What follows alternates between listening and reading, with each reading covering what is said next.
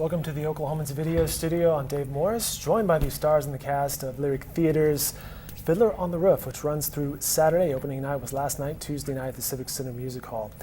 Now, at the beginning of every Lyric show at the Civic Center, and they so far have had Dreamgirls, Wizard of the Oz, and this is the third or fourth, Michael Barron, the production artistic director, comes out and explains, hey, here's what we're going to see tonight, here's what you can expect. And Dreamgirls was amazing, Wizard of Oz was very well done, it was great. But before the Wizard of Oz, he teased to the Fiddler of the Roof and said, hey, we're going to have both hearing and deaf actors in the performance. So I was curious to see, how are we going to pull this off? You know, this sounds, just fantastic. So last night, opening night, I'm sitting right behind Rick Rogers, the Oklahoman's longtime reviewer of theater productions, and we're talking about the same thing, going, how's this going to go? It went amazingly well. Not gonna lie. Again, it runs through Saturday at the Civic Center Music Hall.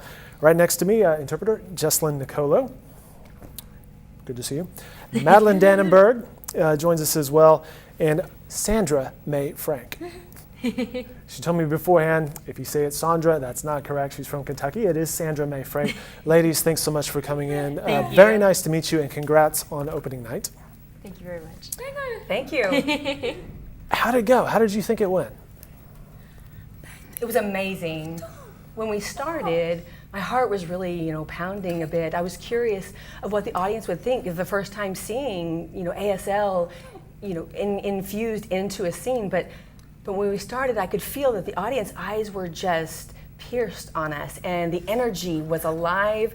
There was moments of laughter and crying, and it was just overwhelming. I'm so happy. I'm so happy. It's a funny production. You're right. The audience was into it from start to finish. There was a lot of laughing. Mm-hmm. It's an emotional show. Towards the end of it, you're like, oh.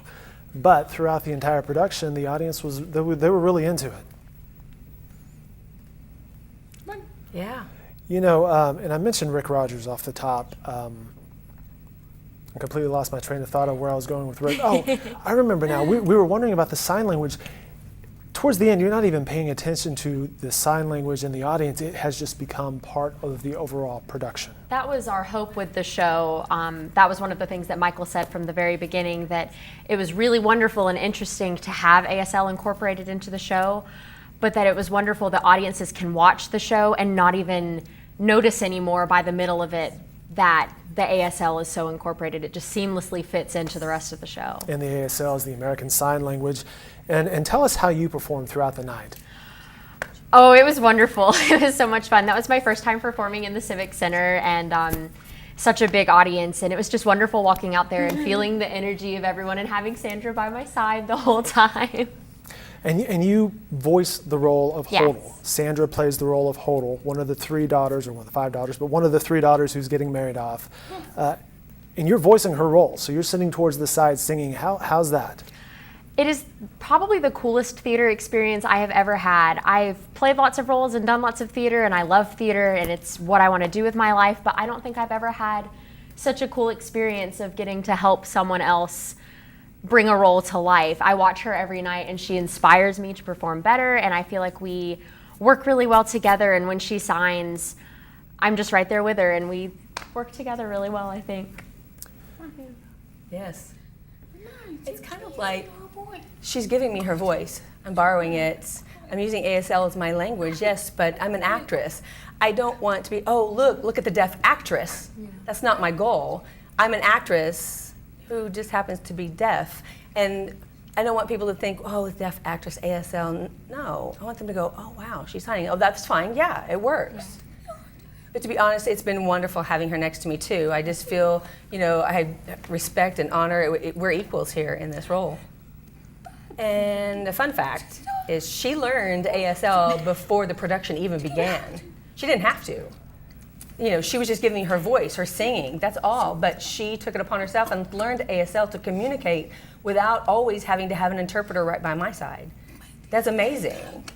And so she learned ASL. I mean, even those who didn't really sign much, they have learned ASL. They can communicate. The first day that we started rehearsals, everyone introduced themselves and they did it by themselves. They fingerspelled their own names for me. I just thought I was going to cry just because It was a new world. Usually in the past, people would be like, oh, deaf, and there's always this barrier of communication. And it's hard to get through that barrier, and it's always been tough. But until now, I can really be involved in it and just do my thing through this whole process. And it's not because I'm deaf.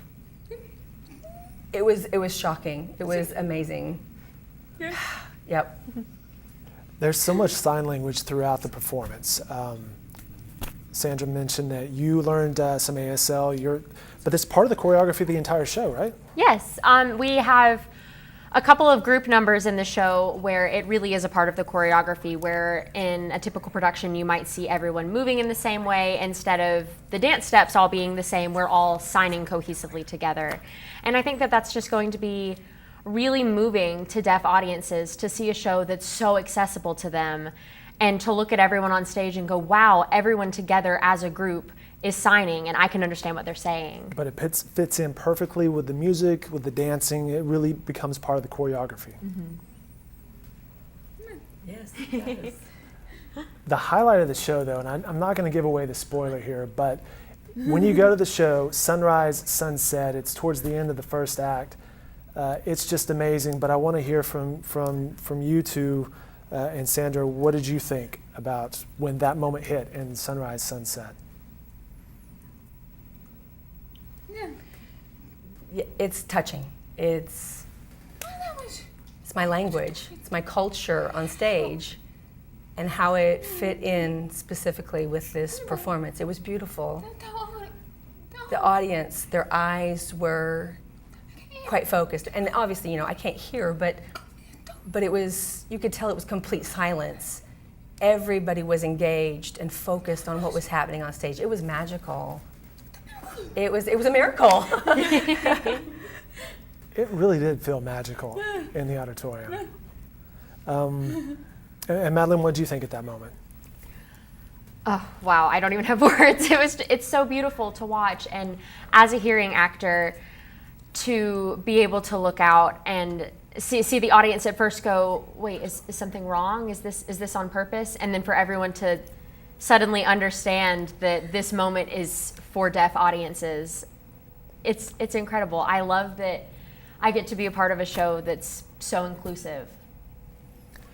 That's part of the magic theater, isn't it? Mm-hmm. When something like that happens and the whole place is just like, ooh, wow, this is special. I'm glad I'm here for this moment. Sandra, how did you get into performing and acting? Well, I've always loved theater. My dad, actually, he was an actor back in the day, and my family's always been supportive of the arts and acting, and so that was nothing new to me. Ever since I was little, I would play on camera with my friends. I would direct them. I'd say, no, you have to do it this way. And that's been since I was 7. I was very bossy 7-year-old. Now, is Sandra that way on stage now? Is she telling people where to go? Not so much. Politely, of course. Oh, always politely. She's a little sassy, yes. but I love her personality. Just a little bit. Shh, don't tell. They're not supposed to know that. No. I grew up in high school theater, but I never really thought that would become my work, my major. I really planned to become an English teacher, and I went to college, and I did theater for fun. And during one of my last years, Monique Alt, amazing woman, one of my instructors, and she's one of my role models. I really look up to her. I wanted to do theater, but I thought, I'm deaf, and money, and how do I do that? And she said, okay, after class, I want to meet. So we spoke for an hour and a half, and she went through everything about why I should be involved. And just like that, I changed my major. And now I eat, sleep, breathe theater. I love, life is too short to be stressed about what the world's going on and those kinds of things. You do what you love, do what your passion is, follow your dream, and it will happen. You can be successful. You just have to move forward with what you love, and and just be inspired every night on the stage. Any character, any story, I'm giving the audience the story. I'm telling them the story. Yes, they're looking at me. No, but it's not me. It's my character that I've put on, my role. So the audience receives that character and that role in that moment, and I love it. It's forever. You've been on Broadway before. You were in, Yes. looking for it right here in front of me, Crimes of Heart. Nope. Spring Awakening. Spring and Awakening, yes, was Broadway. It just closed, just January. It was amazing. And the music, oh my gosh. And deaf actresses, I mean, there were so many of us that we got there. And we don't, I don't sing and speak, but my hands, that's my music. So Broadway is incredible. And my character, Vanna, she was the lead role. Vendela. It was a powerful role, very inspiring. And the character herself is hearing, but she, being deaf, gave it more depth. And the audience could see that and feel it. And so the cast was actually half hearing and half deaf. And for 6 months on Broadway, I absolutely loved it. And the first moments, I just felt the tears and the power, and even the deaf children and hearing children, they all signed. And I thought, wow, I need to learn sign for my child, some of the hearing, parents that were there. And that's what I want. I want the equality of deaf and hearing world. It's nothing more than that. And watching that process, Broadway just made it even more incredible for me. Broadway is a magical place. Congratulations on that run. Thank you. I did have a question last night while I'm watching the performance, and that is, what are you looking at on stage? What are your cues? I'm assuming you're listening for music when you sing, but what are the visual cues? There are monitors off stage, you have the conductor in front of you, but what's that process like?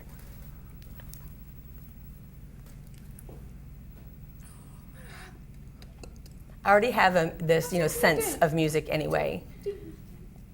And looking at the score, the sheet, I understand how to read the music and how the notes and the process goes. And so with the two of us working together and practicing through it, I can feel the words in my head. As the music goes across the page, I see that kind of in my mind, and then I translate it to match the music. And if it's not translated successfully, it won't work. It has to fit. And I have a lot of cues. I have light cues to help me. In specific moments of the show, I do have light cues. And just practice. Just to have it inside you to know it inherently. I love it. Well, the practice paid off because the production was spot on. It just looked like, hey, this all fits, this all makes sense, this is well done. Madeline, let's come to you. Your background, how'd you get to the stage? Oh, well, according to my mother, I've been singing since before I could talk, so all right, fair I've enough. always had such a love of music, and I'm the youngest of 5 children who are all very invested and interested in the arts, and I vividly remember going to see my oldest sister in a production of Les Mis when I was 6. And then the next day I recreated the whole thing with my Barbie dolls. And the rest is history from there. I got cast in my first show the next year when I was 7, and I was a Munchkin in The Wizard of Oz, and have just been in love ever since. Many stars have started as Munchkins. Gotta be a Munchkin at some point in your life. Yeah. Wizard of Oz is a fun show, though. It is. What are you liking most about this production this week? Working with Sandra, I've always loved musicals, and that has always been where I felt that I belonged, but getting to rely on someone else for a character and play a character with another person has just been so interesting and eye-opening, because usually I'm used to developing a character on my own and relying on the other actors I'm on stage with, but mostly the character development is within myself, but we've gotten to develop this character together, and I watch her on stage and I take my line cues from her. That's been something that's really interesting to me, is that she is Hoddle. I am not Hoddle, she is Hoddle, I'm just the voice of Hoddle. So unless she has started signing, I'm not going to speak. That I don't cue her to sign, she cues me to speak. Interesting. So that has been a really interesting process, learning how the stage plays into this too, because as you can see behind us, the artwork, the whole Fiddler on the Roof concept, and the mountain range. There's like 2 little mountains on the side that you guys sit at and sing, or up top. The stage design works well on this. Mm-hmm. I love my chimney. I get to sit on a little chimney and watch her and sing. It's my favorite. It's my That's her favorite. favorite. She's like, every night I she's like, talk about it all the time. I love my chimney. Your happy place is a chimney on stage. Oh yeah, it's silly, but I love it. Well, Jessalyn, you're on stage as well. Yes, I am. How was it last night? It was my first time to be involved, and it was amazing. I'm really just thankful for Sandra and Christopher that they came and made this opportunity become possible. There really are no words. It's unique because you're on stage right next to the actor or actress explaining through ASL what's going on. Yes. Christopher taught me something very, very early in this process, that on stage I'm not the interpreter, that I am a shadow actor using ASL That's a good way to say to it. convey their words. And can I add that something that I learned well is it's not hearing theater term, it's a deaf theater term. But being hearing actors, they don't sign regularly and stuff, but for a deaf on stage, or the hearing or the hearing or the deaf person becomes the shadow. They're not part of the world, they're a shadow of what they're saying for the audience, whether it be a hearing audience or a deaf audience. Right. And same for Hoddle, the voice of Hoddle. She shadows me. She's my shadow. That's a deaf theater term, just FYI. Look at that, dropping knowledge on us. Very impressive. But one of the effective parts is when the shadow becomes actually part of it. Like I think it was the second son wanting to propose, he hops behind the shadow. Yes, I love that moment. That moment. It's that moment we break the wall, Right, and it's okay. right. For that moment, it's funny and it works.